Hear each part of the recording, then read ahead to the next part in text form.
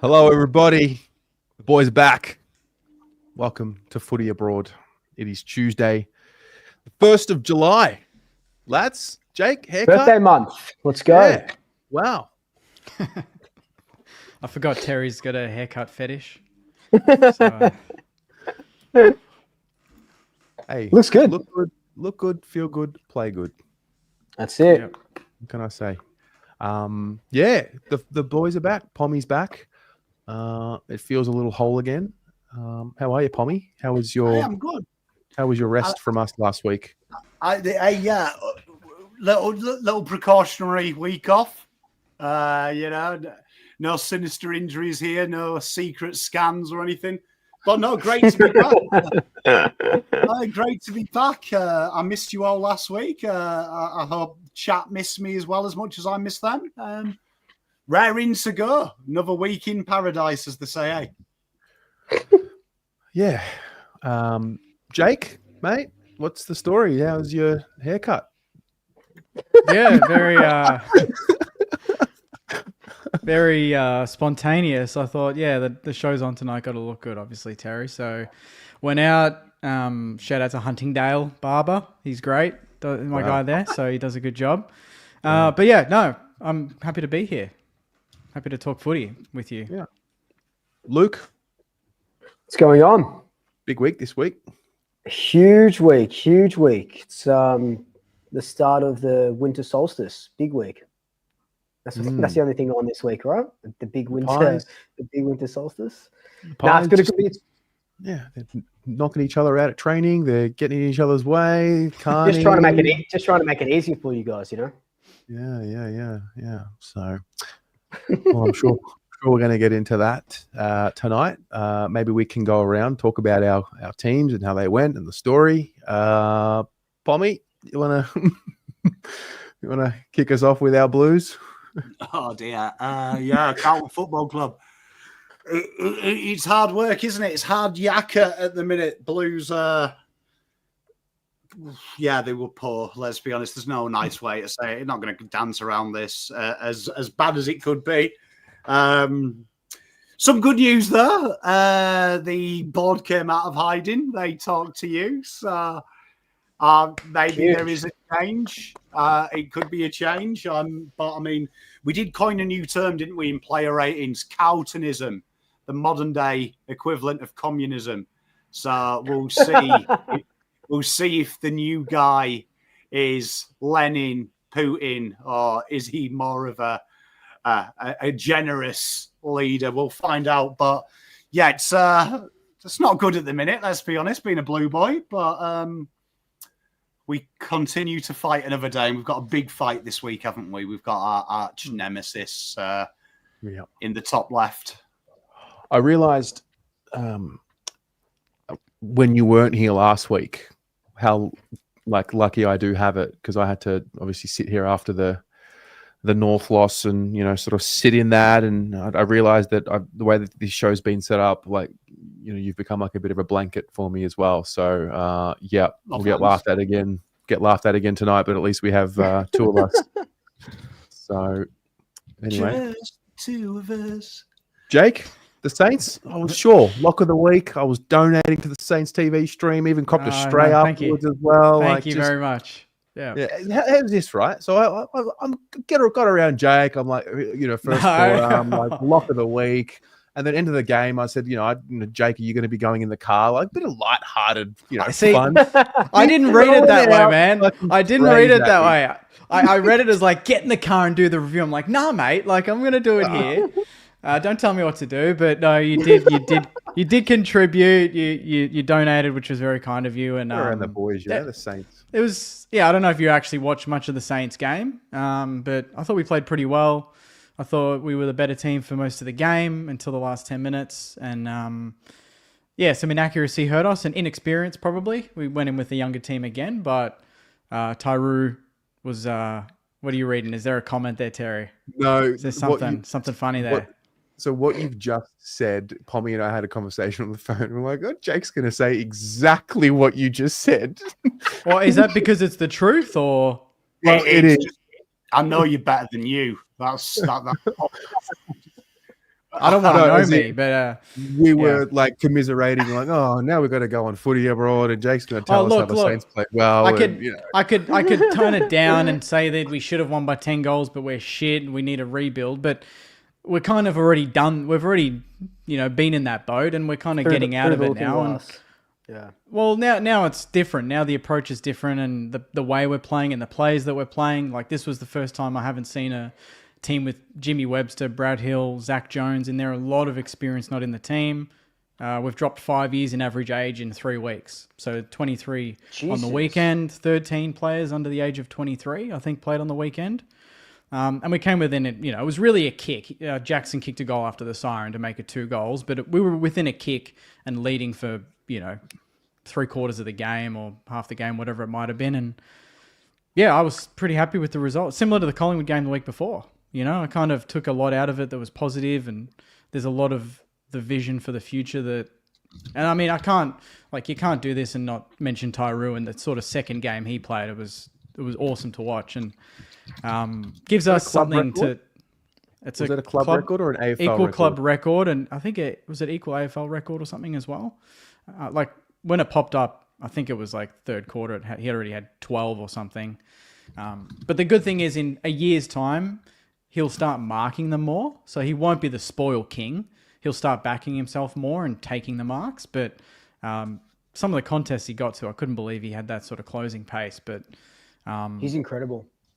Yeah, I think we've got one there. I think this is going to be something that finally it's the opposite of a Billings situation where we got the right player and a lot of clubs passed up on him, like North looking at him at pick 2. They probably think, well, maybe there was one that slipped there, and a lot of clubs didn't go for him as well. So, a reason to go to the footy and enjoy it. Despite win-loss, it's seeing someone like him fly for it and play for the jumper.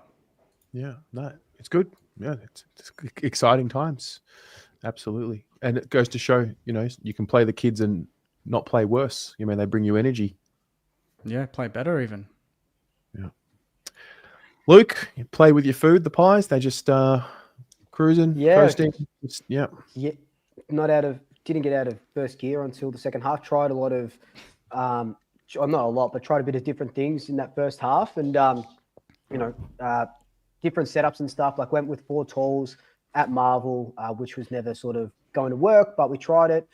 And yeah, just gearing up, trying to go bruise-free football until this Friday night against the Blues. But yeah, we're humming along nicely. Could have played better and beaten them by a bit more. But West Coast have actually been playing okay these last few weeks. I know they haven't been winning, but they've actually been a half decent side. So it was a good game just to go out there. I went with Mum, so that was really nice. I usually go with Dad, but he was making salami on the weekend. So he couldn't come. So Mum took his spot, and actually she gets a bit more rowdy than Dad. Dad doesn't really say anything because he listens to SEN. Mum she doesn't even know what's happening, and she's just yelling at the at the umpires, which is really nice. So it's pretty good. It was pretty fun. Love that. We got to see Charlie West debut as well, which is nice. So that's our key forward, who just came off at 3/4 time and just found out that he has a bone stress fracture in his foot. So he's out for 6 weeks, which is incredible. So thank you, Marvel, for that. That's really, really cool. Wow. Okay. Well, bumper show on the cards. Big things coming up. We'll talk about round 17, I'm sure, later in the show, because it's like, how can we not, and what's coming up. Luke, do you want to kick us off? Topic of the week? Yeah, beautiful. So with Dom Sheed retiring today, we're always, pies are always getting Sheed in gifts and comments and all that sort of stuff.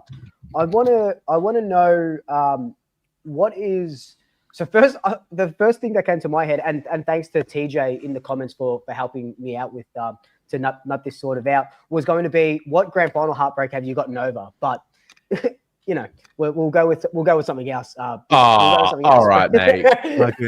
All right. Nah, it's going to be what game? Either like a big game, well, mainly a big game, not like a round 4 game. Like heartbreak was hard to get over, but you can kind of see you're starting to see the back of it now. Like mine would be obviously the Dom Sheed goal. That I'm sort of, I think that the flag in 23 really sort of wiped that, and I think it's actually a sliding doors moment. And I said it, I can't remember who I said it to, but I think if Sheed missed that and we went on to win the flag, we'd be in the position that West Coast are in right now. I feel like Pendles wouldn't be playing anymore. Buckley would probably still be, maybe not right now, but he would have still been coached for a couple of years. Eddie would have stayed on. It would have been a very, very different club to the club that we're seeing right now. And I have a feeling that the sliding doors was that kick, and we could have been West Coast and down the bottom. That's a good, yeah. Or even that, like a sliding doors moment, really. Sliding doors moment. I mean, I just can't go past Jamie Elliott running into open goal. True. I just can't get past that day. As in, I have obviously, but I still remember Pommy coming on the fan cams and saying, we're like first team in however long to be or ever to be in the 8 for the entire year, but for the last 60 seconds or whatever. It was just like such a sliding doors moment. Like, does Corey Durden hit the kick at half forward flank instead of going long where the ball, where the Carlton player wasn't? Like, what happens? Was that moment what the Blues needed to then go on and make the prelim the next year, or the year after, whatever? Thank you, Mrs. Yeah. So that one took a while to really get over. Do you think you're like over it though now? Like it's a different, like you don't sort of go, what, like obviously what could have been, because there's, the Pies can have done that 1,000 other times as well. Okay, yes, I am. And it kind of sparks the other one, which is Andrew Walker being held in the final against West Coast 2011. Yeah. He was held. Yep. He was absolutely held. Yep. Yeah, that's a good one. I think back to, we played Port away. I think it was 2017, and we were, I think for most of that year, a game or just percentage out of the 8, and we were looking like we were going to make finals. We only needed to win, I think, 1 or 2 of the last 5 or something, whatever it might have been. And we were playing Port away, our bogey team, and I think we were 11 points up with 37 seconds to go or something like that. And they kick a goal, and then it goes back to the center. They win the clearance, and then there's a boundary throw in with about 7 seconds to go. We're on the brink of winning a game and getting into the 8 with like 3-4 weeks to go in the season. And Paddy Ryder caps it backwards. Robbie Gray, classic goal, kicks it, and the siren goes as he kicks it. I think I remember that one. Yeah. I think it was 2017. But that was an absolute heartbreaker. Like watching it with the fam and seeing, like, because I remember the game was close all day and we kicked a couple of quick goals. Like Dunstan snapped a really good one. Membry was good in that game, I remember. And I thought, shit, okay, this is monumental. An away win, go back and play West Coast at home. And we won that game anyway, but we'd lost the Port game and we didn't make finals. And I think we missed it by percentage or a game. And I always think about that game. And that was Alan Richardson days. And we had a good year in 2017. Jesus. That game. And then Robbie Gray's done it maybe 3 times, but on another one, like more dramatic, I know a lot of Saners believe that if we had a 197 or at least 2004, where I think it was Gavin Wanganeen kicked a goal in the prelim and they Port won by 6 and then they smashed Brisbane. If we win one of those, I think we win it.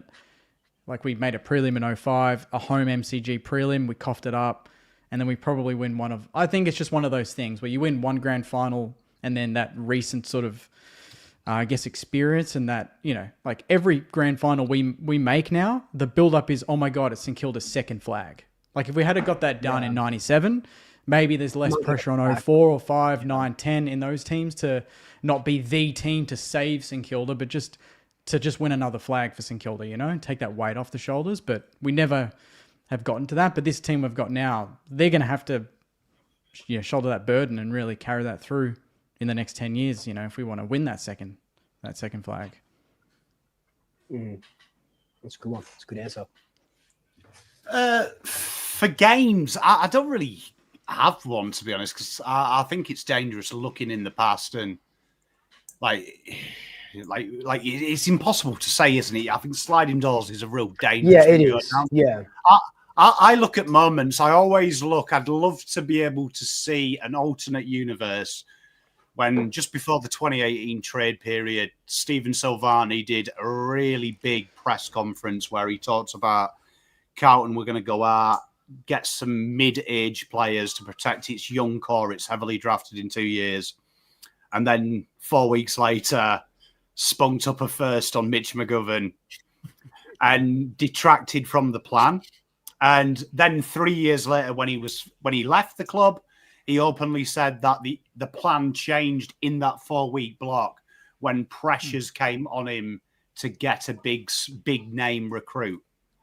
And I'd love to see what that plan would have looked like. I'd love to be able to sit Stephen down and go, what was the plan? Like, what could I have had?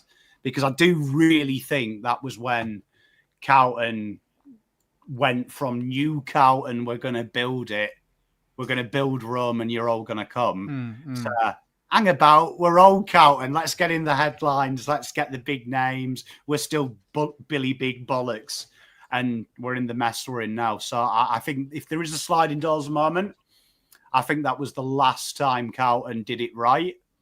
And that was the first sign of problem, 2 wins, a lot of pressure coming on the playing group. And we shifted to the old way of trying to buy our way out of trouble. And, well, you look where we are now, 50-point loss to Port Adelaide, dreams over, folks. So, I mean, there you are. So that's one. I don't think it's playing. I'd love to have seen what the plan was, because I feel, look at all the other clubs, they're just sticking to the plan. They haven't detracted and they've had success. I wonder if we'd be in a different situation had we hit the draft one more time, bought in the mid-age recruits, and maybe be a different football club. I'd love to know what would have happened. Do you think so? Just as a second sort of bit to that, and mainly, I guess, for Jake, because of what you said about the the players now shouldering that burden for like another 10 years or whatever it may be, right, until you win your next flag. Do you think we live, football clubs live too much in the past and not really, or is it more the fans? Like, is that a fan sentiment thing to say, do you reckon? Or is that, I know the club won't come out and say, oh, these players are going to be shouldering the burden. I know that's not but do you feel that from the club, or do you just feel that from just the fans? It's weird. Yeah, I feel that from the fans, obviously, because there's fans that went to the game in 66 and they probably thought they'd see a couple more moments, in the next 50, 60 years, and hasn't eventuated. And that builds that frustration. Yeah. Every loss for even, a loss to Collingwood 2 weeks ago, those, 50, 60 year members are feeling that because they want to see at least their second flag. And you see a lot of those comments, one more before I go type stuff. You know what I mean? Like, people just say that. For the internal, like the four walls of the club, I've always said that the further away they get from that, not forget the history, but don't bring it up as much. Like, we used to do it a lot too. Like, it's always the second flag. It's always, 66 and what's next. And, a second flag with St Kilda versus a flag with any other club. It's not going to be the same thing. It's more special at St Kilda. Like, I don't know if we had that up on the wall somewhere at the club at one point. I'm not sure if we still do. But, I don't want us to, maybe we made that mistake in the past, with the teams that we had. Maybe there was too much of a reflection on the past and what it would bring in the future. But yeah, I think right now the players that we've got, I mean, I don't hear it as much as I used to before the channel. Like, when I used to go to the football, I don't think about it as much. Maybe that's a good thing. Maybe that means we're doing things right. And I'm certainly not watching highlights of Fraser Gehrig kicking 10 like I used to. You know what I mean? Like, watching highlights of some youngsters coming through now that remind me of like a Rui or whatever. That's good. Yeah. But that's probably where I'm at. Yeah. But every Sainer would be probably different. Yeah. Yeah. I like it. I like that. Jake? Yes.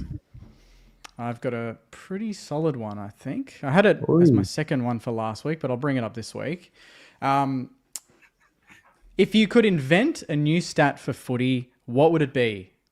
what act or moment in a game do you think deserves to officially be tracked? So there was, and I like watching the game with Woody. Obviously, he's big on his stats, so it kind of got me thinking about that and what happens during a game that you can't find out. Because I didn't even know you could find out spoils, but you can. And Taru obviously made that a lot easier on the weekend to find it. But I thought it would be interesting, like clutch pressure acts in a game. So like essentially tracking like possessions that lead to score involvements in a final 5 minutes of a game, or in a particular part of a game when the pressure rating is above 180 or 190. So you can actually track when players butcher the ball under the heat, or you can find out the segmentation of the best players, like a Naz. I'd love to see Naz's kicks when the pressure's on at 190 plus. Because we say he's a great kick, but when the heat's on, I'd love to know the actual number of what his efficiency might be.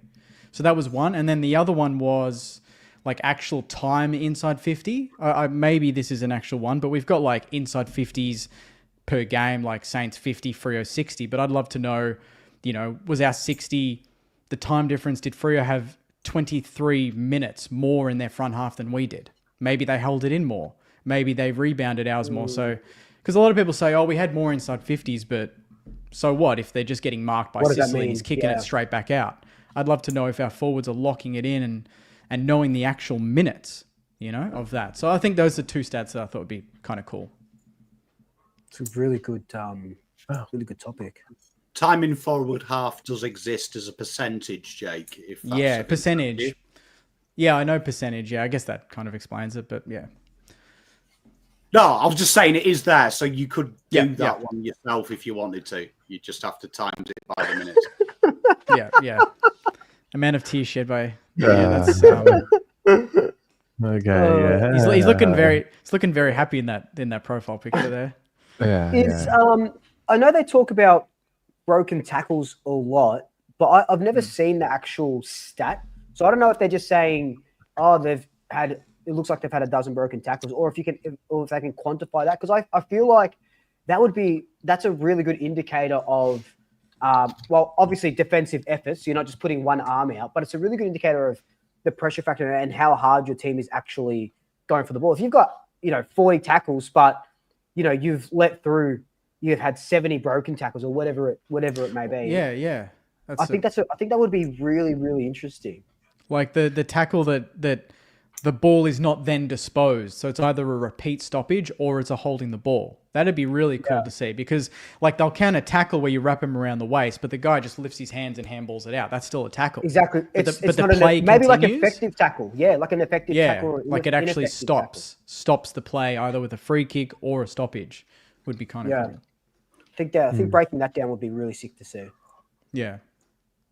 That is a stat as well. That's a Champions Data exclusive stat. I was going to say they've probably got a lot of stats that tackle efficiency. It's called, so they will tackle. And you occasionally hear David King. He likes to bring that one up when he's lambasting a player, and it's kind of like 50-50. If you agree with it, he'll start using the CD exclusive stats because you can't argue with him. Then it's a great technique. It is. It is.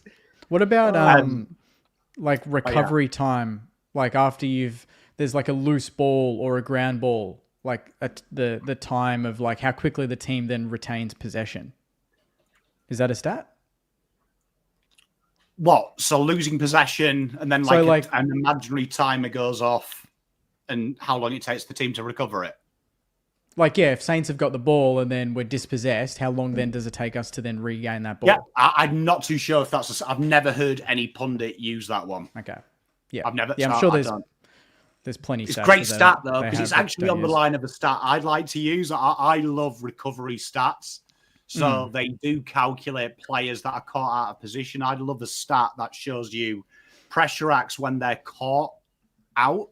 So if you miss a tackle and then you chase down, I'd like to see which players are the best at recovering from an error. So if you see so many players. So Josh Worrell is someone that I really enjoy watching because the amount of times he makes a mistake, the player gets the wrong side of him. But like the famous spoil on Jesse Motlop that we had where he's running in to go and Worrell's chased him down from 100 meters, like absolutely taken. He's beaten the ball to go to Jesse and then stop Jesse on the goal line.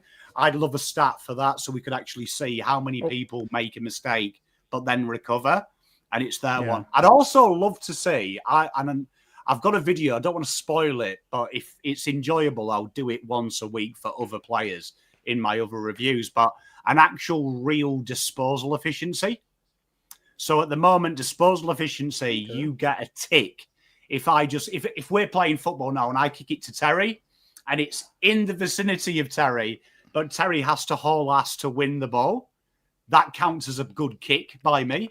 Mm-hmm. I'd like to have a stat where a kicking efficiency only counts if you don't have to do anything. So you just have to stand there and mark it, or you just have to stand there and take possession. If there's any fending off, bumping, having to scrap and win the ball, having to bring the ball to ground yourself and then wrestle it, that doesn't count as a kick, because I believe a true pass should be to your advantage so you don't have to do anything. I think that's wild. So a great example is, and it's something that I always argue at the minute, people like to toss off certain players. So at the minute, Kane Farrell gets a lot of touching because he's kicking his, but you watch 90% of his kicks are long bombs down to a contest down the wing when they're under Kosh. So he goes at like 90% because he's hit a target, he's hit a contest. So it counts, he's hit what he's aiming. I'd like to separate that and go, well, no, it went to a 50-50. It's a 0. You don't get anything for that. Yeah. So, and that's why Carlton's are quite warped. You see Carlton's kicking efficiency, and sometimes it's 83.2%. But then you actually go back and watch it, and that 83%, 50 of it is hitting a target that was in contest. And someone's had to work their ass off to win the ball and keep it in possession. So I'd love to see a stat that I would have all efficiency on. Did the player have to do anything to retain possession? If not, 0%. That's wild. I didn't even know that was a thing. Like, yeah, Woody. It just doesn't. Woody did a great video where he breaks it down. The other week, it's well worth watching because he actually shows how it's an absolute fraudulent stat. Well, and the media use it all the time to say if you're a good kick or not. Is there there's kicking efficiency that we're all obsessed with, but the amount of handballs that I see missed, I'd love to just see a handball. Is there a handball efficiency? Yeah, there is a handball. Can that be broken down? There is? As well. Okay, cool. There is. But again, all the efficiency stats work off. Did it go somewhere that was the best way to layman's terms is it goes where you're aiming. So kicks to contest count as 100%. So, but if you think about it in reality, sometimes them kicks to contest are because you've kicked the ball too high in the air. It's hung up in the air, which has allowed the defender to come in and create a contest. Where if you watch someone who gets panned for his kicking quite a bit, Bailey Smith, but you watch Bailey Smith, he's probably got one of the truer kicking efficiencies in the league because it's flat and low. So when he does hit a target, he's gone to the man and it's got there too quickly. But then you get the floaters. Adam Sard's a floater. He gets quite high kicking efficiency stat. But you watch 9 out of 10, he just hangs it in the air. And it is a good kick. But because it's taken so long to get to him, it's become a contest. And it's counted as if he's hit the target. But in reality, it's completely butchered your attacking setup. Yeah. Wow. So my one would be, well, there's two parts to my answer. I would like to see teams and players use this strategy more. You know so Isaac Rankine set up a direct goal just from like a knock on. He had the option to handball and he just knocked it on. And I don't think he gets a stat for that knock on with his fist or whatever it was. And I noticed that when teams are moving the ball and they're in transition, like the smart teams have this ability to just like tap the ball. I don't think there's a stat for a tap if you do it. And if there is, I would like to see that added. It's not a handball, right? Yeah, but it would be a score involvement if he set up the goal directly, right? It'd be a direct goal assist. With a tap? Well, if he set up the goal, it wouldn't register the tap, but it would say that he was the last possession before the goal was kicked, I'd imagine, right, Pom? That'd be a goal assist. I don't know, because has he taken is it, that's what I'm saying, like, is it deemed that he's taken possession of the ball if he's tapped it?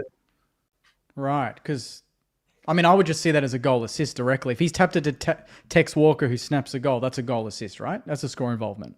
I don't know. There's no way he wouldn't get counted for that just because he didn't get possession. That seems like he's robbed of a stat there. It's a CD exclusive, that one. Yeah. Is That's it? a champion data. Ah, okay. Is it actually? Yeah. Oh my god. So from memory, this Can is we get them to sponsor this? This is only going from 2022, so it might have changed. But a good friend of mine worked at Champions Data, and it worked out that I think we get access at the time to 52 stats, but they correlated 2050. Right. Yeah. And they are exclusive to the media. To the media. Yeah. So the So media are the ones who, and the football clubs as well. Yep. So the media could easily make some stories up of certain stats that aren't at hand for us. But if you want, Terry, I've just sent a link in the chat about the definition of stats from 2017, and it's got stuff that we were just talking about, like contested knock on. So like a hit out shark. So like all these ones must be bloody ones that they keep data of. Interesting. I think this will help the ball move quicker if more teams did it. Yeah, Collingwood do that in training. Like that's the big. I've noticed it. The good teams do it. I've noticed. Richmond when they won flags, drills for it. We're doing Richmond it as well. Were the best when they won their flags. They were so good at it. They hardly grabbed the ball. It was just constant ground ball. Look at that one. Kick. Hit out shark. A hit out that directly results in an opponent's possession. Like that would be awesome to see. Like in Brodie Grundy at one stage was having like 60 in the prelim against the Giants in 2019. I think he had about 60 or something hit outs, and I can guarantee you 50 of them would have went to the Giants midfielders. So it looks like he had a day out, but I'd love to know like when it says free kicks, I'd love to be able to break down how many were holding the ball, how many were out in the full, how many were 50s, instead of just getting 30 free kicks. I'd love to know exactly what the free kicks were for, That'd be cool. It is. Wow. It is fascinating because, like, if you go EPL, go soccer, there is subscription services where you can get advanced data called Stat Scout and things like that. With Scout, they're quite cheap as well, and you're getting access to like 50,000 stats. Like Wiz Scout is probably the best software I've ever seen because it literally condenses every player within 6 hours as well to every macro of stat. So it's absolutely insane. So if you're a starter nerd, you can click and find every unsuccessful tackle of a player in a 90-minute block, and you can download the video and it automatically syncs it so you can see it. But for free, there's thousands and thousands of stats. It's surprising that the AFL doesn't do it. I have a theory why they don't do it. And the theory why they don't do it is they're allowed to then control the narrative and they're learning from a central point. That's probably why they do it, because I think if people got too much information, they'd realize how simplistic this game is actually and how it's not really that technically hard to understand. So if you keep some of it shrouded in mystery, it gives the power to the few. So, it's fascinating because I've been taking the piss out of Lee Montagna. He used the kicking efficiency stat to pan Carlton and then did this wonderful 30-minute block of analysis and managed to somehow have all the data and come up with the wrong conclusion because the conclusion didn't suit his narrative that he wanted to sell. So it's absolutely fascinating. When you actually watch some of it, it's fascinating how you can actually use the data in your favor to lie. And I've always said it on Blue Abroad. Like, I can find any data aspect you want and change the narrative of the fact if you want. I just choose not to do it, but it's quite easy. With the selection of data we've got, you could change it. You could change everything. 100%. They couldn't say that, Ross plays a dour brand of football if we're going through the corridor and playing on off the mark more than any other team, Couldn't sell that story. Wow. Okay. That's cool. That was good. That was good. Thank you. I'll go next. So I want to ponder a question, right? And the second part to it will come after we've had a little chat about the first part. So can you define what your club's identity is, and then how you tie into that identity and why, if possible? Their identity. What is your club's identity, and how/why do you represent it with your channel? I'd like to think that the Pies' club identity aligns with the motto of side by side. Like, I think there was a time where we sort of strayed from that, and I think with Craig McRae coming into the side, you know, it's well publicised how we've become a family club now, and people are coming in. You know, families are coming into the change rooms, and before, like with Buckley and stuff, they weren't allowed to. And you know, the other couple of weeks ago, I saw Pendlebury's kid was on the captain's run a day before the game. So I think that side by side is a really good Collingwood identifier, and I feel like how I sort of come into it is, I guess, that sense of community for fans, and it just feels like a family from the top down. Like, you know, the 2023 message that whole season was bring in the 19th man, like bring the fans along for the journey and for the ride. And that was literally after the premiership. That was the first thing that he said, and he went on about it for a couple of minutes in that presser. So I think that side by side community family is there, like what Sean said. I think that's the Collingwood identity.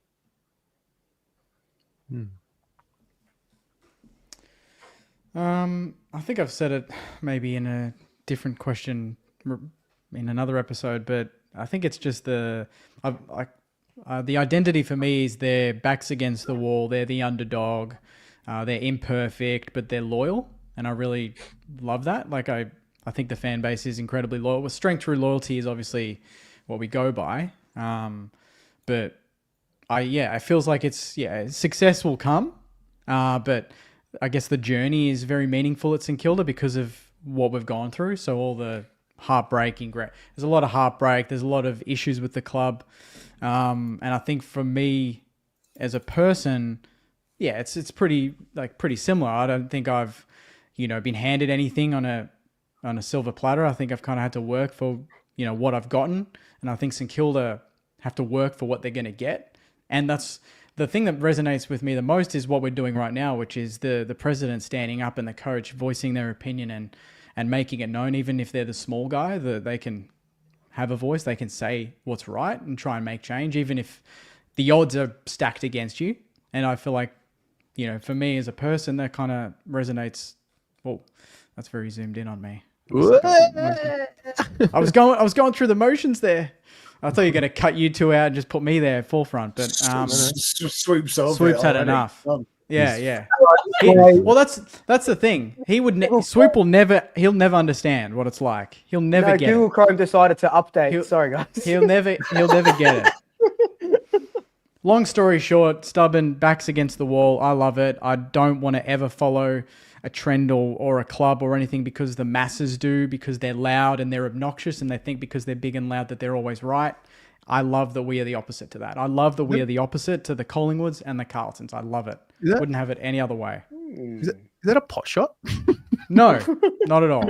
Because I know that's not why you follow them, Is this play right? about us? Is this play about us? Nah. Oh, I could say Asset. I could say any club. Most clubs are bigger than us anyway. It doesn't make a difference. So that's interesting you say that, right? So within that, what you've just said, how will the Saints be able to become the champions if they're constantly that underdog that backs against the wall? Like at some point, you jump over that, right? Yeah, for sure. Eventually, I'd like to think so. But I think we're going to have to be really smart. We're going to have to be more driven than any other club. I know that every club is driven, but we're going to have to go to an insane level to get there because of what's been happening. Julia's got it there. serves as a symbol of courage, adversity, especially at a time when the club had experienced minimal success, to serve as a reminder to never give up. That is spot on. That is spot on, to never give up. I think that's the number one thing that most people in life should always strive for, is just to keep going. And the club, despite their problems, have done that. But to answer your question, to get over that hump, I don't think it's to become anything other than what we're becoming. I think we're just going to have to be clever with our drafting. We're going to have to keep the right people in, and it's the culture. So if our culture is better than anyone's in the four walls, I think that goes a long way. And we haven't talked about it yet, but even just getting our own VFL team, you have no idea how excited I am about that. That is enormous news. It might not mean much for the outsider because their clubs, most clubs already have it, but for us to do it and have Moorabbin as a selling point for the youth and to develop, I think is enormous. So I think just honestly continue to do what we're doing and push the envelope, because we've followed the rules already and look how far it's gotten us. Has it done us much? Not really. So we're going to have to sort of toe the line a little bit more, and I think that's what we're doing. The St Kilda Rebels. Instead of and throw big money, baby. Give the money to TDK. Come on over. Like, we're gonna have to do shit like that. So that is what it is. That's what we're gonna do. All right, Pommy, what's your definition of the Carlton Football Club identity? Well, I mean, you said does my channel reflect that? I fucking hope not. Because I mean, let's be honest. When I first signed up for this role, I would say, like, my father-in-law sold it. Strong history, winners, win at all costs, a commitment to be successful. And I think I've heard them niches from coaches ever since, and board members, where we're driven by success. It's about getting back to the top of the mountain, rich history, richer lineage, and things like that. I think if you ask me honestly, I couldn't resonate with Carlton Football Club any less, because people might disagree, but I don't consider myself an arrogant human being. I definitely don't have a superiority complex where I believe everyone is equal until they prove me wrong, or they prove me more successful than that. I believe everyone has the fair chance. I feel Carlton focus on all the wrong things. Incredible off the field. We've got all these pathways. Carlton respects IFLW. We're so good at telling you what we're doing well, but we're incredible. So that's another character trait of mine that doesn't exist. I'd rather tell you the things I'm bad at than the things that I'm good at. I'll show you the things I'm good at. So, yeah, do I resonate with Carlton? Abso-fucking-lutely not. Look at our fan base. Our fan base will tell you how many homes they own, how rich they're doing, what cars they've got, how great their life is, and things like that. It's not me. Check my socials, my personal ones. Do you know what I mean? I'm very humble and a modest human being. So, do I resonate with it as an identity, as what it really is? Absolutely not. I couldn't condemn something as much as I could the public opinion of Carlton Football Club as a human being. Like, they are the opposite of everything I stand for in every single way. So that is a realization I had recently around that, right? So I've realized that I sort of grew up and, through no fault of my own, it was just the narrative of what Carlton was passed down to me, and I ended up being a mouthpiece for it, based off the stories of the fans and my family, my mum. The great Carlton represents excellence and winning and all of this stuff, right? And then I was actually a guest on the Two Guys One Cup podcast the other night, and there was a moment in the show where we had this realization. Well, they had this realization because they had grown up in the 80s.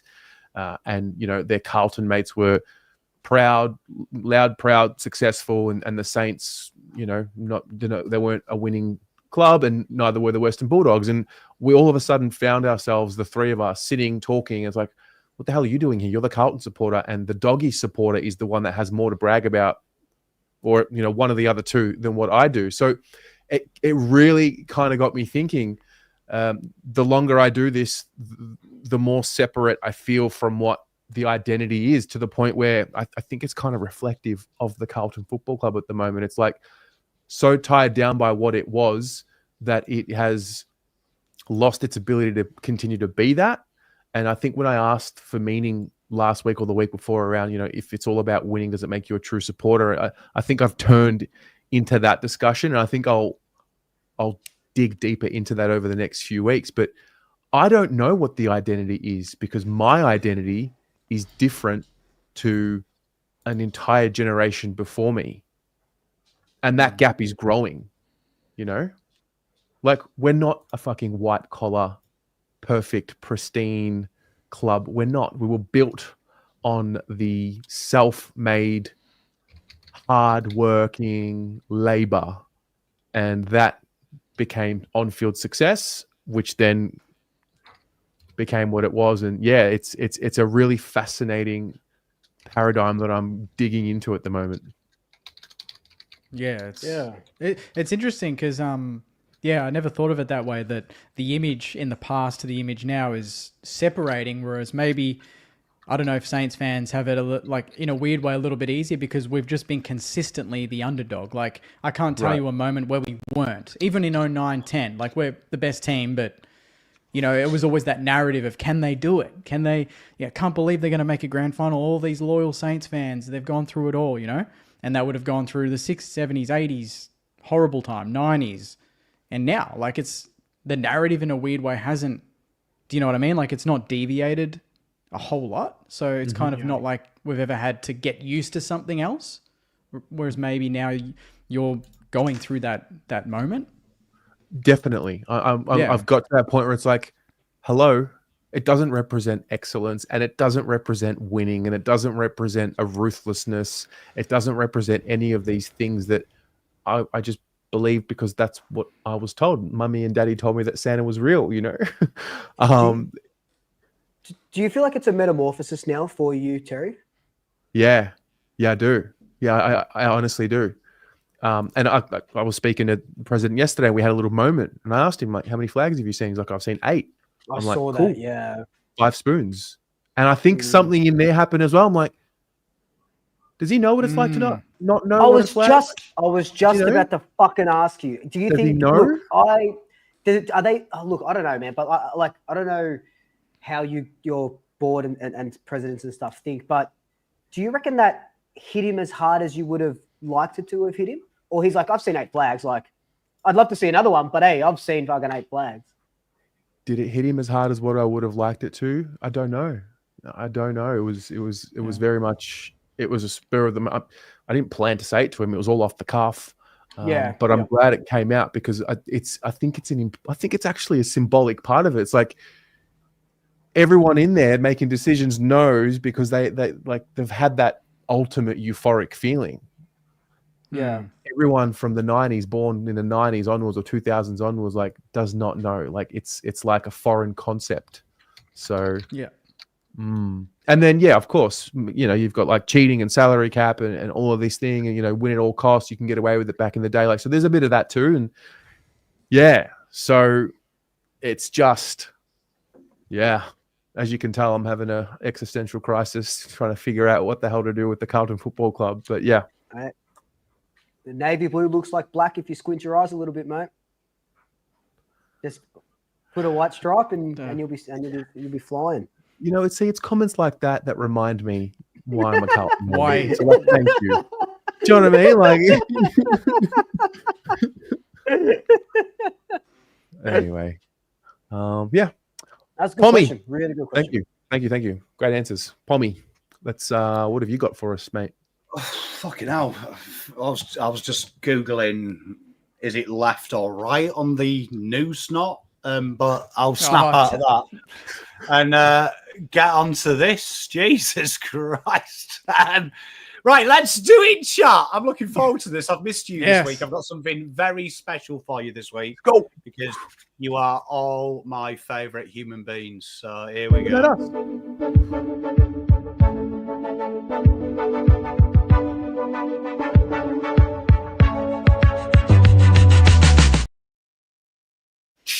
In the immortal words of Rumpelstiltskin, every bit of magic comes with a price, dearies. And we're talking about paying the price this weekend. We know ad nauseum that the most important stat in AFL football is your ability to score from transition, your ability to turn it over and turn opposition attack into defense. So what we've done is this stat doesn't exist anywhere else, and it's taken a while. It's taken 3 weeks to condense it. But hang on. It doesn't exist anywhere else yet until tomorrow's radio shows. I've never seen this talked about, so we've had a little bit of a play around. And basically, this tells you how much of a price do you pay on average for getting the ball into the opposition's attacking 50? How much on average do the opposition turn that into a point score? So you'll see that one team in the league averages an opposition inside 50 and generates 0.8 points, 8.1 points for that. And the worst side being 0.45 points. So what we're going to do, chat, and esteemed members of the jury, is we're going to try and work out who's number 1, who is number 18. So we'll start top to bottom. Dakey. Can I just? I need to ask a dumb question. Can you please define what we're doing again? So when the ball goes into your, we're working out on average how much points does a side score from an opposition inside 50. In other words, you kick it into my inside 50. On average, how much points do I generate from that rebound? Per possession? So per inside 50, how many scores do I score from opposition inside 50s? So basically, we've calculated if there was a points value for the risk factor, what points does every inside 50 potentially be on average? Could you give us one example? Just to... Okay. You know what? We'll make it easy, right? So the worst side in the AFL generating inside 50s, Richmond. So every opposition inside 50, every inside 50 they face, on average, they will score 0.5 points. So imagine Richmond, every time they have an inside 50 against, that it usually costs 0.45 points. Understood. I feel like Adelaide might be number 1, right? So you're going to go Port Adelaide? No. Crows. Adelaide. I'm sorry. I thought you said Port Adelaide. Adelaide Crows, they average a phenomenal 0.81 per opposition inside 50 with the scores they generate from the defensive half. So you pay the price. You enter at your peril with that side. Josh Worrell did a video on him today. Potentially one of the best general defenders in the comp. Yeah. Wow. I'm gonna say that Geelong's one of the 0.78. You'll be surprised. Geelong do not feature in the top 6. Oh, really? Really? Thought I'd never lie. That's why this stat makes it interesting, because it's obviously giving you a bit of context for how much opportunity is created. Geelong do score very well, but they also concede quite a lot. So this is really showing you how dangerous they are per catchment. So it takes teams out like Carlton, where Carlton have scored like 90 points against the Eagles from defensive half. That's not really a true reflection of how good Carlton's defensive game is. Okay, so would the Doggies be top 5? Yes, they would. So you're good at this. 2 or 3. Indeed, they are. They are the second best side, Mr. Swoop. They are the second best purely side. For the last few weeks, they've been insane. And they probably don't get enough love from the old media to do this side. But yes, they are the second best side. 0.76. Beats. And I'll say, can I just do one more thing? So I'm Carlton. I'm going into my inside 50, aka the Doggies defensive 50, and they're scoring 0.78 times every time Carlton goes into the Dogs defensive 50. Yeah, so if you worked it out on all the inside 50s they created, how much points do they score on average from each possession? Inside. Yeah, cool. Okay. A Gold Coast up there? Gold Coast are another team that are deceptive, that they score in volume, not per inside 50. So they're not in the top 6, Terry. Wow. I reckon one of your frauds is in the top 6. I reckon the Giants are at 6. They're close. They would be the king of the frauds, though, but they're not in the top 6. I want to say, Pies are 8. I feel like we have a lot of inside 50s, but don't generate enough scores from them. Pies are in the top 6, Swoop. Okay. The Lions, are they 4th? You're close. Add one more. Take away one more, Terry. 3rd? Make them one better. They're 3rd? Yes, they are indeed. They are the 3rd best side in the league with 0.78, separated again by 0.2. So 0.782 versus 0.784. Very close. Are Carlton 9th or 10th? A Carlton 9th. Good question. No.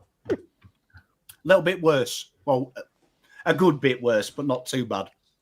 Okay. All right, then Pies are 4th then. Make them one worse. 5th. So leading the way on a team that literally, these are 4 decimal places separating 5, 6, and 7. Wow. Saints 13. Oh, better than that, Jake. Oh, better Not than too that. much better, but they are better than that. 11th. Ooh, tiny little bit better. 10th. Oh, really? Top 10.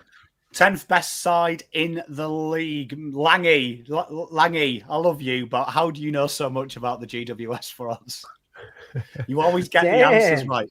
Langy 7. is spot on. The frauds are the top of the elite category, we'll say. Double Dummies said Hawks at 4. Ooh, Do close. Okay, so Hawks at 6 then.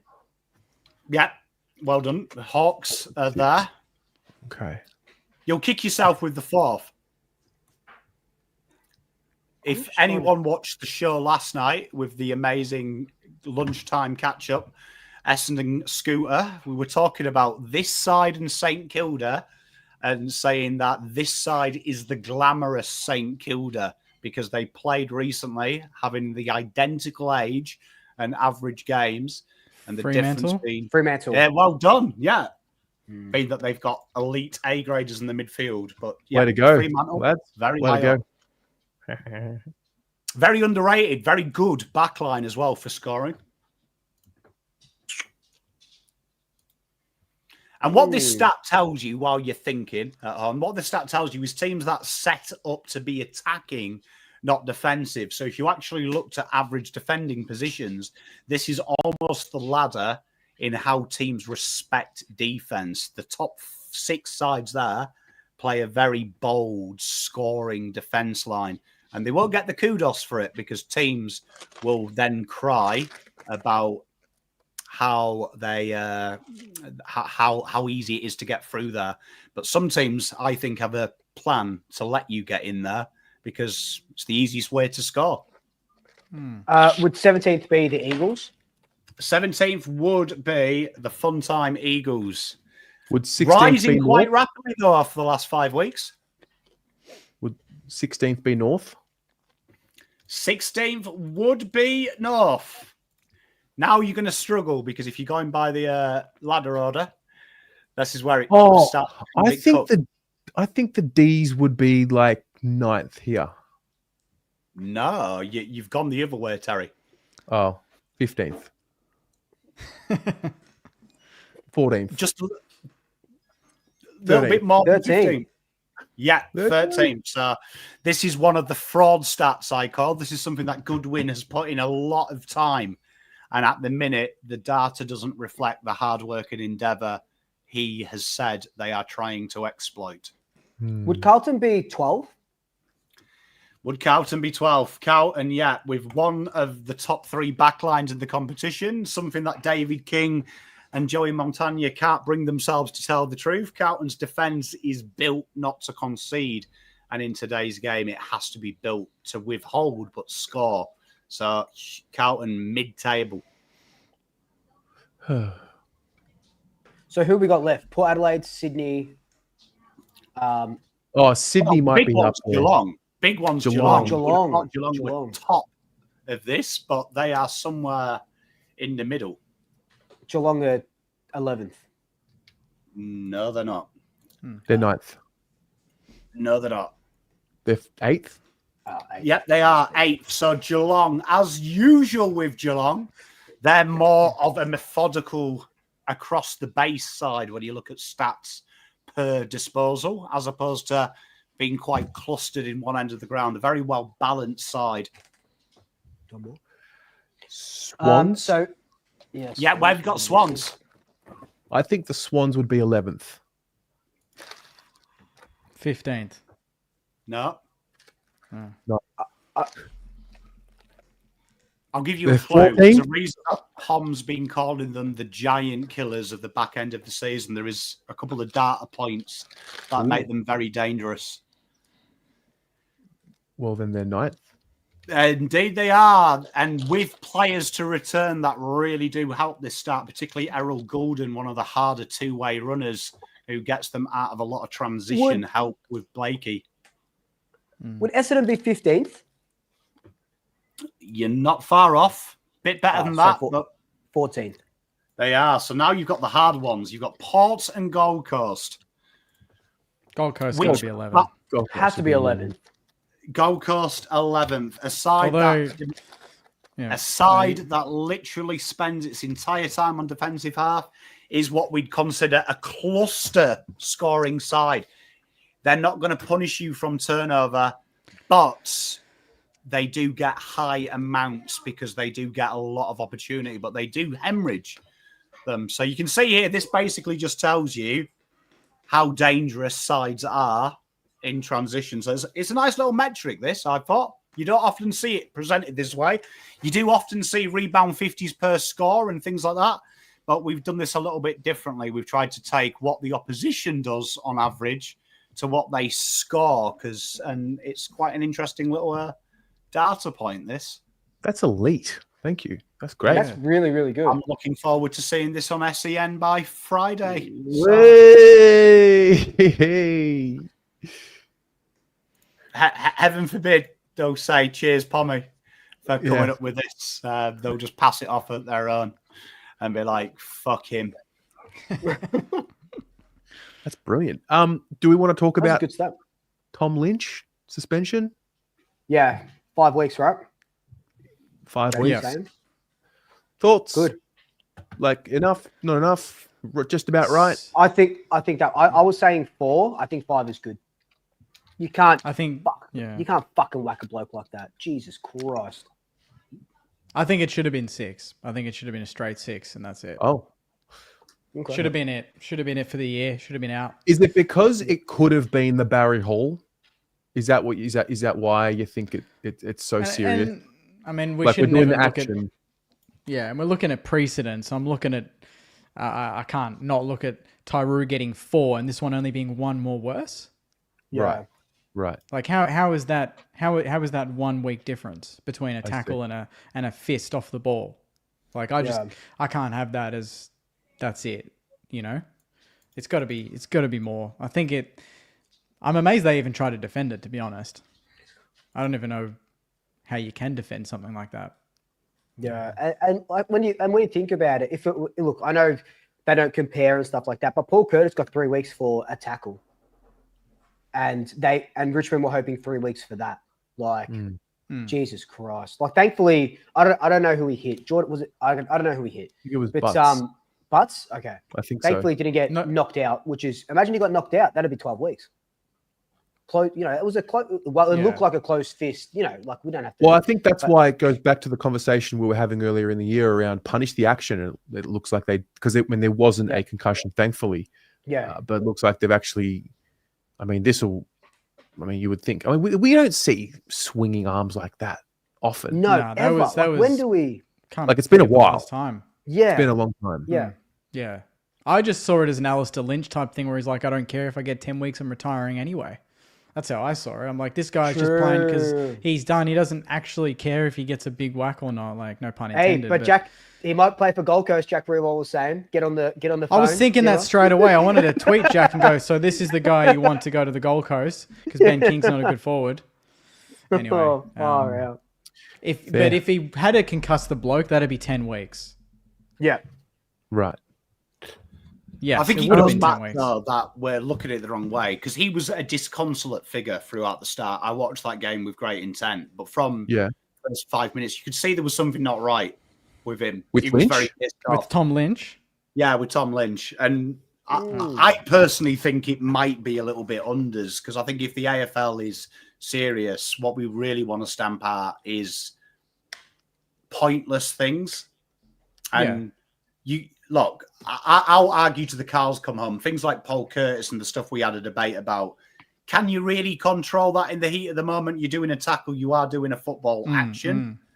There is no need to turn around off the ball and swing your fist. Yeah. Is there? That's, you know what I mean? That's the problem I have, that it was off the ball. It wasn't an the act. size of him versus the size of Butt. So he's quite a big guy, but it's not the first time he's done that, is it, to be fair? Tom Lynch. He's done that to guys who were smaller than him. Yeah.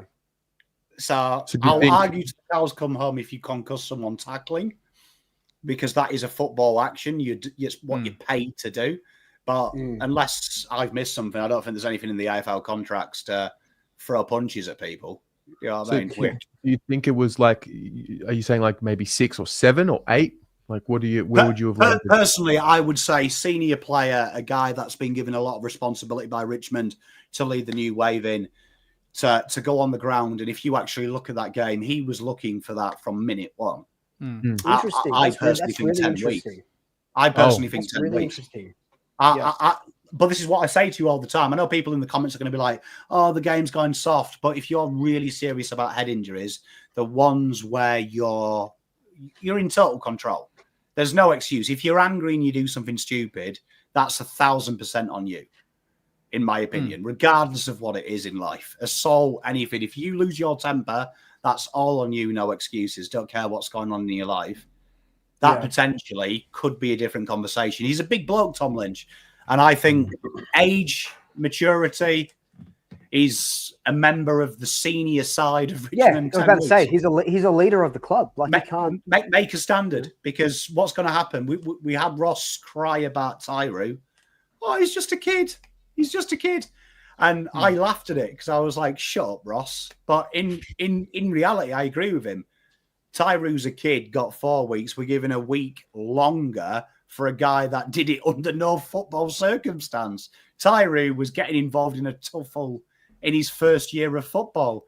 Tom Lynch has been manhandled, bullied, tagged for 10 years. He should be able to deal with it. And if he can't, well, that's why we have prisons.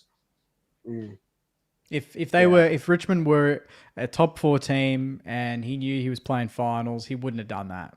I really do think there's that process of, it's the end of my career. We're not going to win anyway. I'm just angry. I'm just going to do it, and I'll cop whatever I get. I don't think there was much more in that, but I can't believe it was 5. I really need to read what they said at the end, the AFL Tribunal. All right. So should we look at the round ahead and maybe do a little tippy? Yes, please. Well, before we do that, loophole the ladder predictor. Look at this man. He spent, ladies and gentlemen, probably 25 to 45 minutes with a Carlton board member, and he's found a way to. Oh, what have I done here? Oh, maybe. Hang on a minute.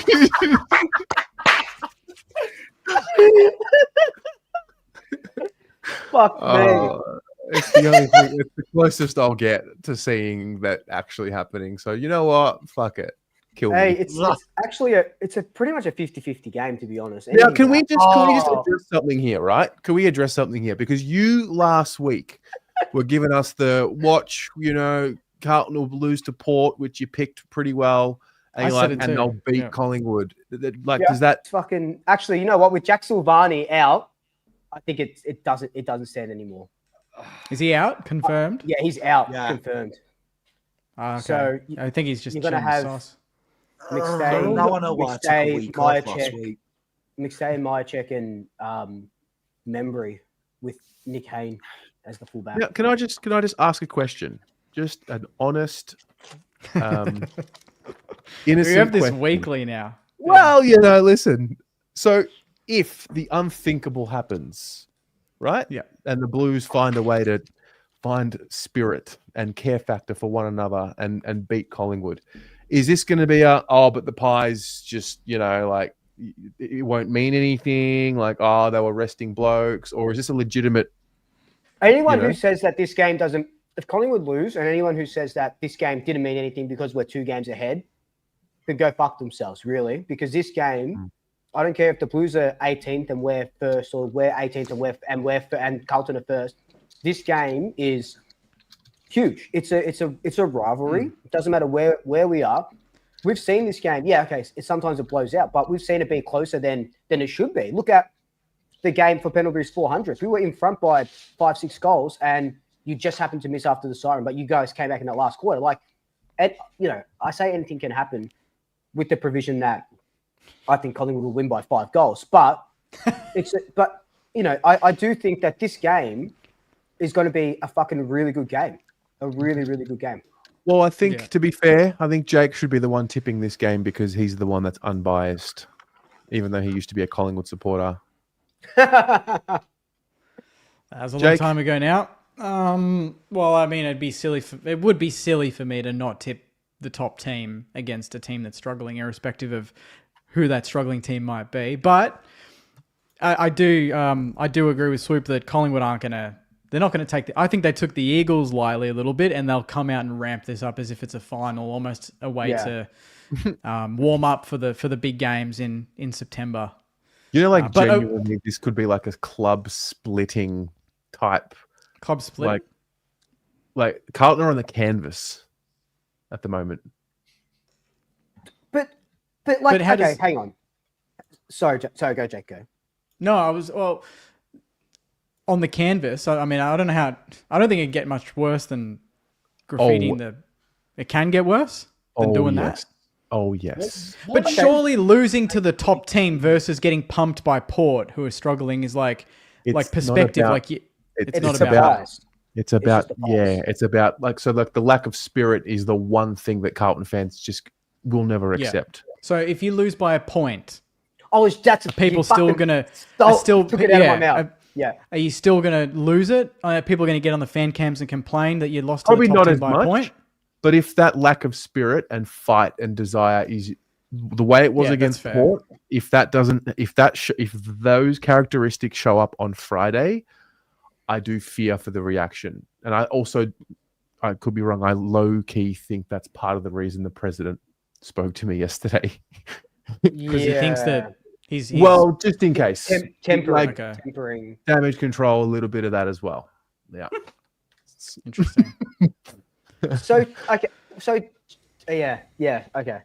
So it's squeaky bum time. I'll be tensing. I've really enjoyed Jay defend and skirt around. He reminds me of when you see 2 groups of mates argue because one of the mates has slept with another mate's ex. Like Swoop's that guy who's trying to defend what he's done, and I was kind of just sat there like. What am I trying to defend? I don't understand.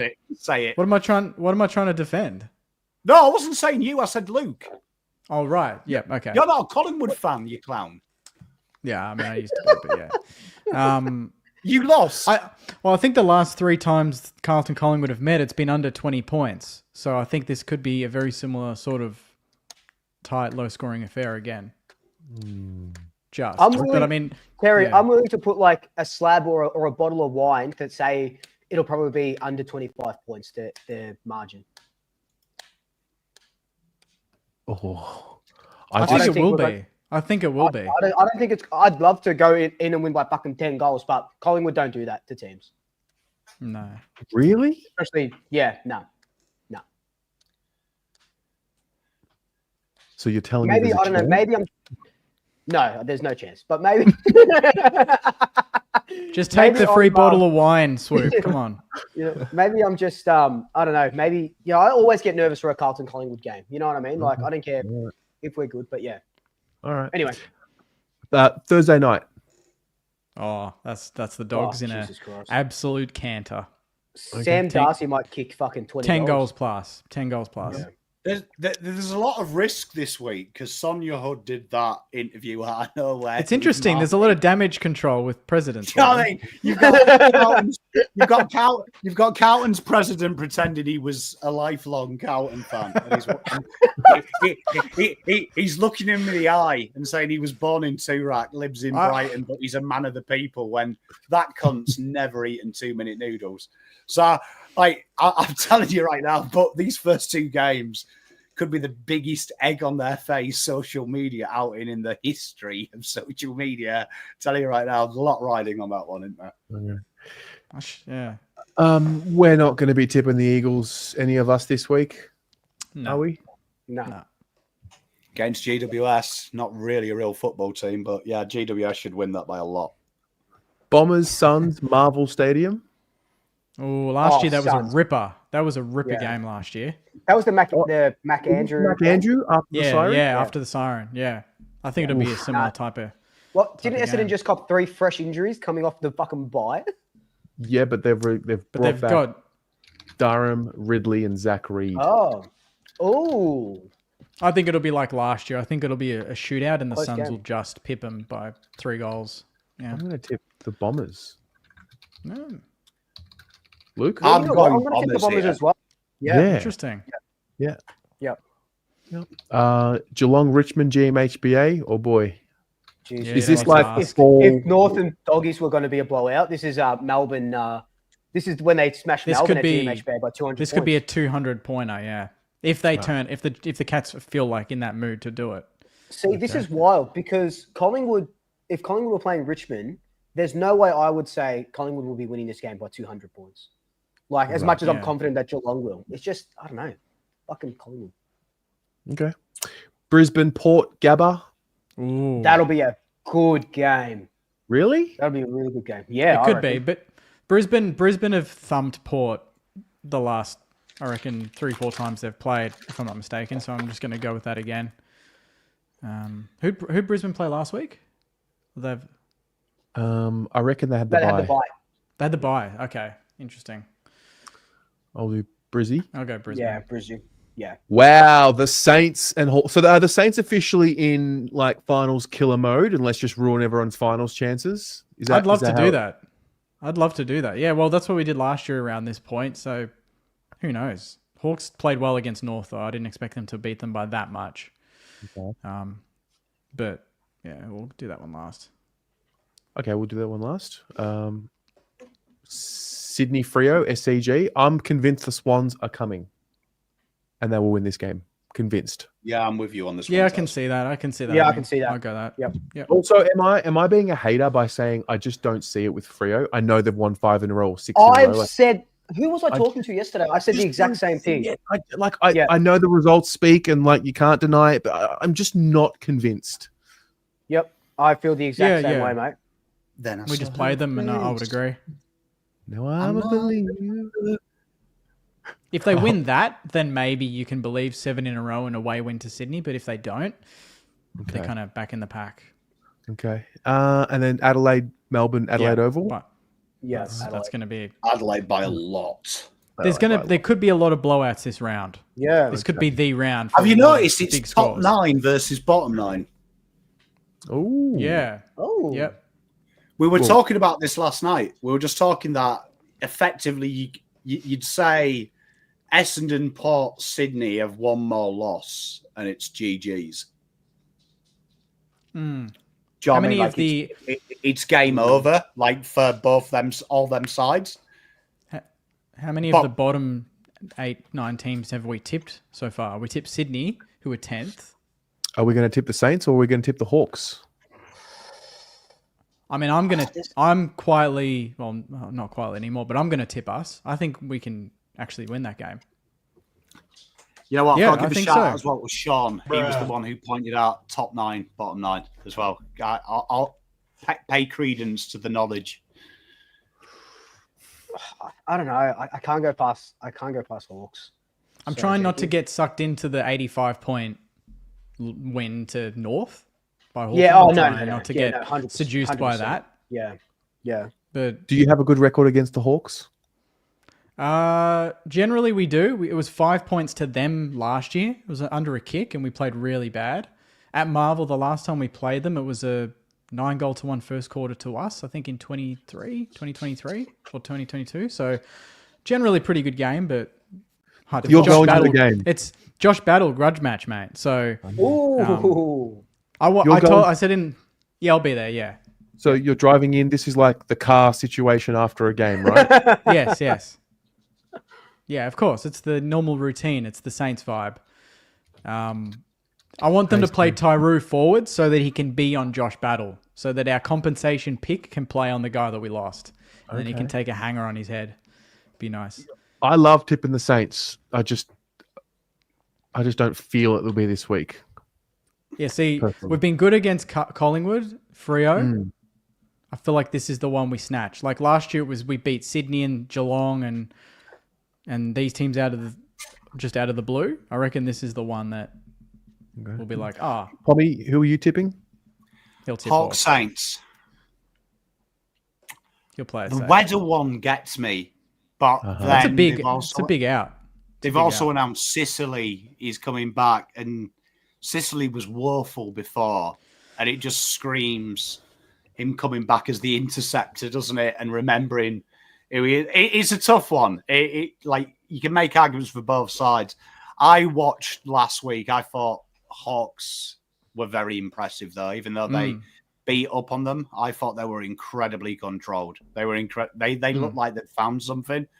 But Will Day and Weddle, just when you see them on the not in list, you look at that team and it doesn't impress. But they have got their keys to come back, which they've not played all year. So does that negate it? I hate to do it to Jake. I'm not doing it to wind him up.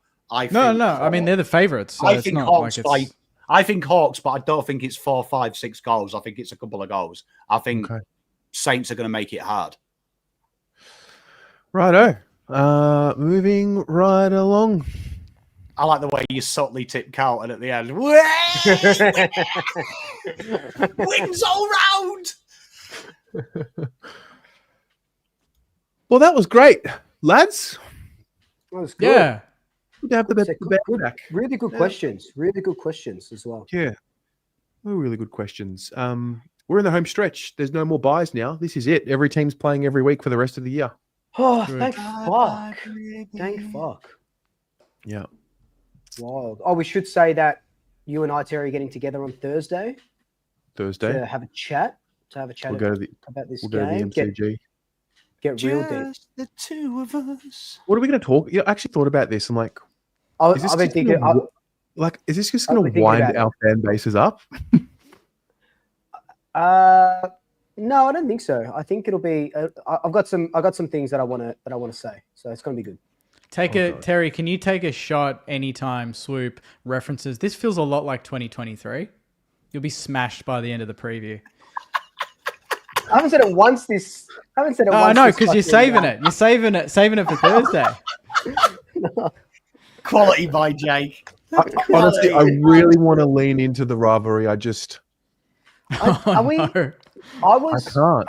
I've been thinking about that as well. I think with us too, like if we're like us, if we're sort of talking, I don't feel like.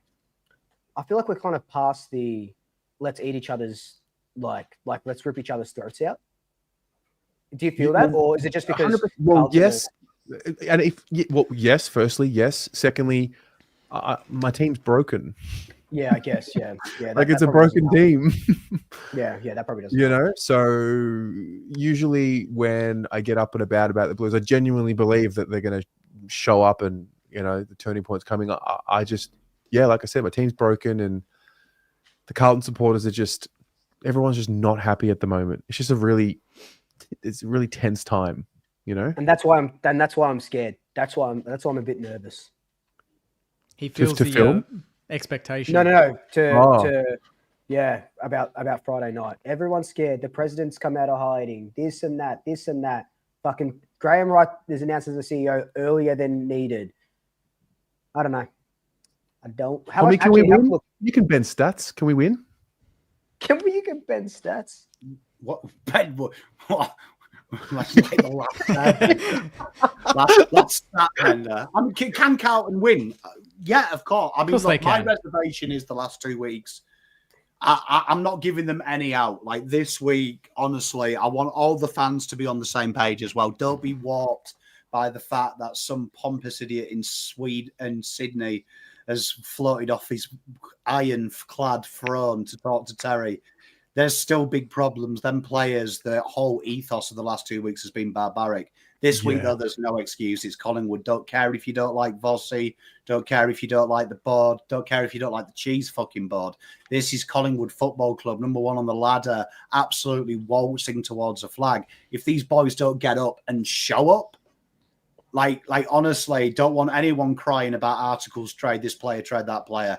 Because if they can't get up for this, that means they don't respect the jersey. That means they don't respect tradition. That means they don't respect you or I. So for me, yes, Terry, of course they can win. If they go out there with that hunger and they actually start acting like they're real fucking human beings that have been paid to do a job, yes, they've got a chance. If they don't, though, this team thrives on punishing us. The fact Maynard's back. Maynard's so pumped for this game, he knocked John de Goey stone cold out. like Maynard's words ring true. He fucking loves beating Carlton. Yeah. And I think that exists in all of them. And what a great time to play. I wish I was in Luke's position.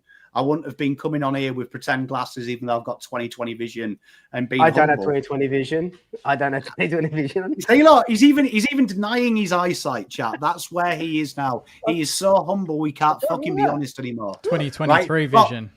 But Bang!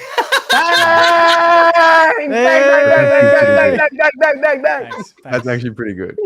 That's fucking good. That's fucking good. Tell you what, big game though, man. Big game. And fair. look, this is real, man. I'll tell you what, you lose this. And they're only a game and a half clear. I'm excited to see who Robert Priestley texts next. He loses this. Who does he text next? Who does he go in the phone book? Go, please, baby, give me the time of day. They're drawing cocks on my face. Like, are there any big ins or exciting ins for the Blues this week? Yeah, Harry O'Farrell, mate. Gonna absolutely baff Brody Myercheck, O'Farrell is. Oh, goodness. Half man. Harry O'Farrell. So Harry O'Farrell, interesting stat about Harry O'Farrell or fact. His father was the lawyer that got Cripps off. Get Cripps off, and we'll get your kid into the team. Interesting. Oh, that's how he got his contract. Okay. No. No, he was a good player. Good player. Okay. You've also got Lockie Cowan. Yep. Yeah. And Pommy and Oz royalty did an impression of Chris Judd this weekend in the VFL. Ashton Moyer. Maybe this is what we need. We need these no-names. Boys are in trouble because I've seen that guy's KD ratio on Fortnite. So if he doesn't beat you on the ground, good luck getting the fucking dubs when he's on PlayStation 5 at 4 in the morning. Hey, this is who's the real winner. Yeah, blood the youth, mate. Come on, we need the no-namers. Embrace the youth. We need Luke to have his who moment like I did with Ned Long. Yeah, I literally just Googled Harry O'Farrell. So there you go. Well, look, Cowan fans, that's how low we've sunk. He's Googling our list, man. You can't beat what you don't know, right, Swoop? That's the problem. Yeah, hey, exactly right. That's why we're debuting Rowan Steele in a big clash. What position is he? Terry's face, he's like, who? No, I'll tell you what. I'll cop it. Like, I get it. Be a realist. You know where the Blues are at. They suck. But it's just like to live in a reality where I got Jake fucking making comments about Carlton when we're playing Collingwood like that. I'm just having fun. I'm just having fun, man. I know. And you know what? Fair enough. But thank you. Yeah, that is fair enough. It's pretty fair. It's pretty fair. To be fair, though, Terry, your hatred shouldn't be directed at Saints because no, it's really, not. It's a situation. No, because really, if the board actually did watch this channel, take away 1995, take away that history. In the last 10 years, we've got nothing to mock Saints with. I know. It's just nothing to mock anyone in the last 20 years with. Like That dates back to my TikTok of the wooden spoon ladder. Yeah, that, no, because in that reality, Terry hated. Recent history, like Yeah, like you see all the old people come out on Twitter. Oh, I wish we had Harms playing. Most people don't know. Like, can you imagine? Like, I was saying this the other day to one of my mates, like, who works for the National Academy, and I was saying, can you imagine going up as a Carlton representative and going, mate, we can make you big. We had Anthony Koutafidis, and I was like, most of these people weren't born when Kouta was playing. Now coming through the draft, so a lot of them will be like, "Oh, is he that idiot that tried to blag Bean Mayor by giving free coffees but had no other fucking policies?" Like, I was like, "That's what you're selling. You're selling a dream where they weren't even born in that. They're probably looking at Carlton as the ones we bullied the kids at school for supporting because they were the bottom two for 6 years." So I was like, that's where we need to humble ourselves a little bit. So yes, we deserve the abuse from St Kilda. I don't think I'm abusing or anything. I'm not saying anything that's not true. You are, Jake. So. You always abuse us. You know what I mean? You should see my DMs at 9 a.m. It's because I finally want you to hit reality, Pom. I want you to actually see the club for what it is. That's why. I was there a long time ago, kidder. Like, but we're getting to that point where we go over that 1 hour 30 and things get this weird. Is done. Let's Terry knows it too. Terry knows it too, and he lets it drift. He lets it drift. Me and Jake arrange a fight behind the playground. a little bit of fodder for the end of the show. Thanks for tuning in, everyone. See you next week. See you then. Go, guys. Go football.